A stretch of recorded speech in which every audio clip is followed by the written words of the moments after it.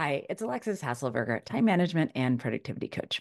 Now, the other day, I was just kind of thinking about a few things, and I realized that something I do a lot is to use water metaphors to talk about time and tasks, etc.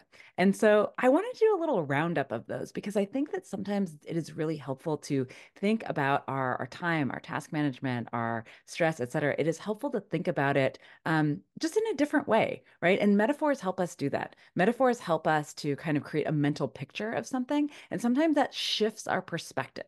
And so I wanted to share with you my favorite metaphors around time that happen to all have to do with water. And I want to see if you resonate with these, what changes for you when you think about things in this way. And I want to know if you have any metaphors of your own that you use, and if so, drop them into the comments.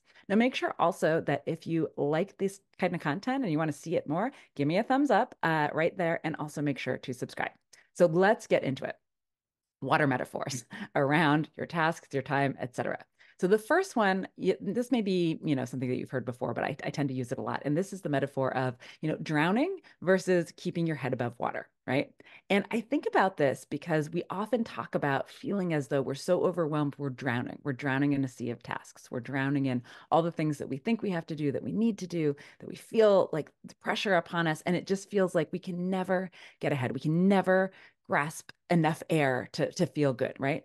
And I think that this drowning metaphor is interesting, right? Because it's not like the first step when you're drowning is that you're going to get your entire body out of the water, right? Actually, the first thing we need to do, and the thing that is most important, is to get our mouth and our nose above the water, to get our head above the water. Because when our head is above the water, we can breathe, we can regulate our nervous system. We can see.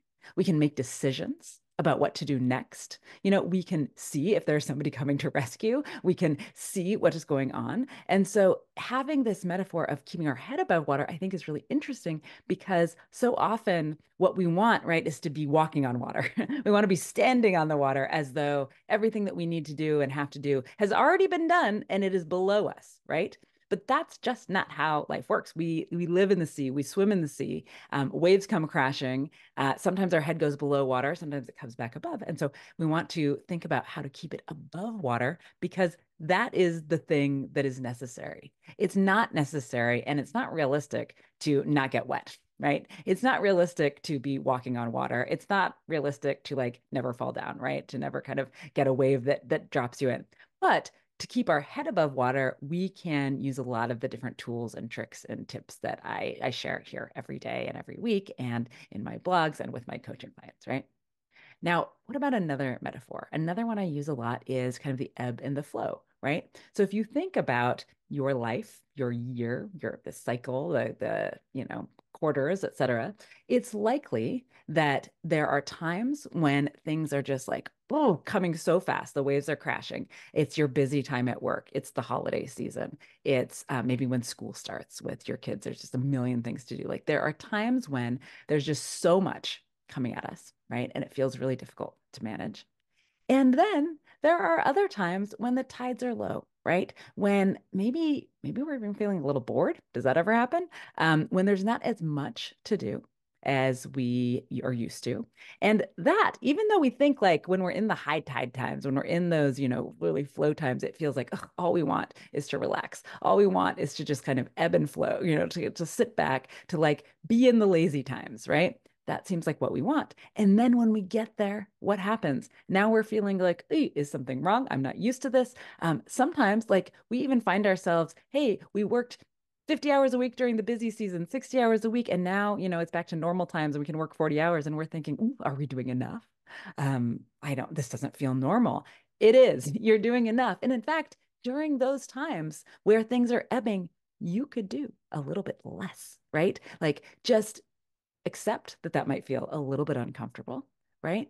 But use that time to set yourself up for when things get busy again, because they will. Or use that time to just relax, right? For those times that you know it's going to get busy. Use that time to recharge for those things because life, tasks, to dos, all this stuff, it is not a constant, everything all the time. There are going to be times when things let up a little. And I don't want you to feel guilty about that.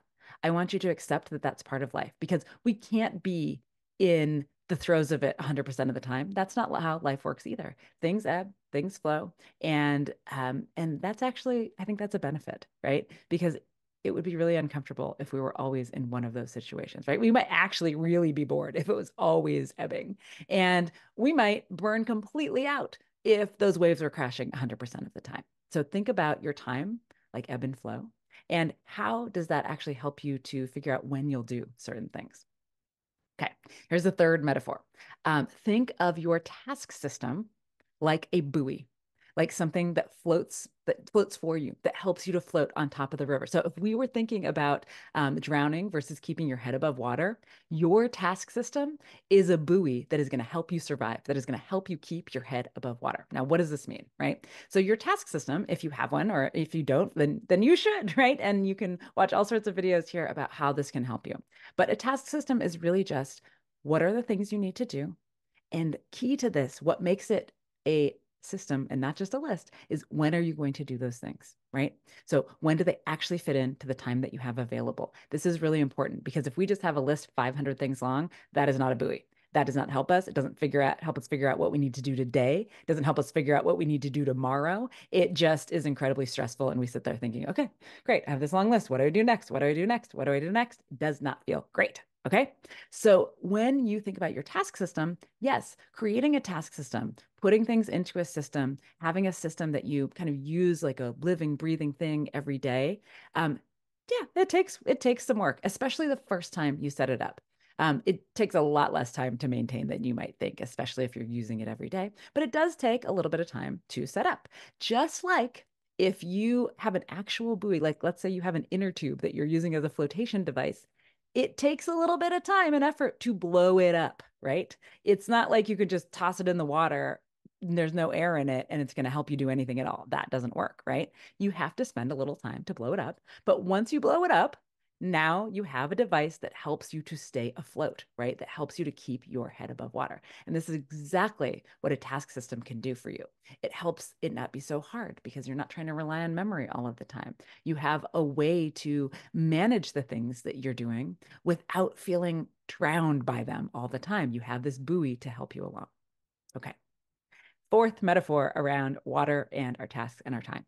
So I work with people all of the time who come to me thinking that, we are going to somehow just Tetris our way into doing all of the things in exactly the time frame that they want to get all of the things done.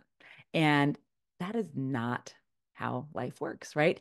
Even the most efficient person on earth still has a capacity on their time, right? So sometimes people come to me and they objectively just have too much on their plate. Like if they were to try to say like, how am I going to fit this in? It would take like 50 hours a day, right? It just isn't going to work. Even if they become incredibly efficient. And we can become way more efficient. That is something that I work with all of my clients on. But you still might be over capacity, right? And so I want you to think about your time like a cup, right? And I want you to think of all of the things that you think you have to do, that you need to do, that you want to do, et cetera, like a water pitcher pouring into that cup, right? And what happens, right? That cup, it has a capacity. If you keep pouring more, keep pouring more, keep pouring more into it without taking anything out, it will eventually spill over, right? Or it might spill over very quickly. If you need to put more stuff in, you might need to take something out. You might need to pour something out. And this is, no matter how big the cup is. So if you think of yourself and you're thinking, oh, I'm not very efficient, maybe your cup is kind of small right now. If you are an incredibly efficient person, maybe your cup is a little bigger, right? But you still have a capacity. There is still a top level to this where if you pour more in, something will come spilling all out. And what do we want to do? We don't want to have that big spill, that big mess we have to clean up. We want to think methodically about it. So if we don't have time for something, we may need to say no to something else. That's the equivalent of pouring a little bit out so that we have room to pour a little bit more in. All right. So these were four water metaphors I want to share with you because these are things that I think really help sometimes to visualize what our time is like. Sometimes when we're thinking about time management, task management, et cetera, it gets like real up here in the clouds. And when we think about these water metaphors, it can help us bring us back down and help us to see why, there's nothing wrong with us, right? There's nothing wrong with you. If your cup is overflowing, that's just like part of life. But what can you do? What can you do? What can you pour out, etc.? So if you have any other water metaphors that you want to share, drop them down here in the comments. If this resonated with you or if this helped you to think about things a little bit differently, please let me know. If you want more content like this, please subscribe. Please make sure that you're subscribed so that you'll see this every single week. And if you liked this video, please give me a thumbs up because that helps me know where I should make more content like this and where maybe you're not interested in this idea, right? So let me know if you like this, and I will see you next week. Just like she said, make sure to like and subscribe because only about 19% of the people that watch our videos are subscribed. Thank you.